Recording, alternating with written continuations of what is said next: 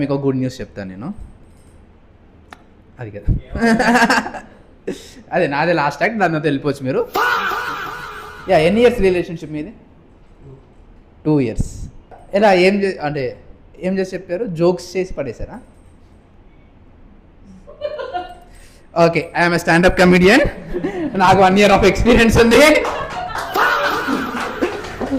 Okay, నాకు దేనికి పనికి రావన్నారు కానీ దేనికి అమ్మాయిలు పడతారని తెలియదు బ్రో. ఓకే, మంచి స్కిల్. ప్రపోజ్ ఫస్ట్ ఎవరు చేశారు మీ ఇద్దరిలో? అతనే చేశాడా? ఏమని చెప్పారు? చాలా క్యూరియాసిటీగా ఉంది. జోకుల్లా చెప్పారా, ఎలా చెప్పారు? హఠాత్తు సంఘటన. నెలల తర్వాత జరిగిందా?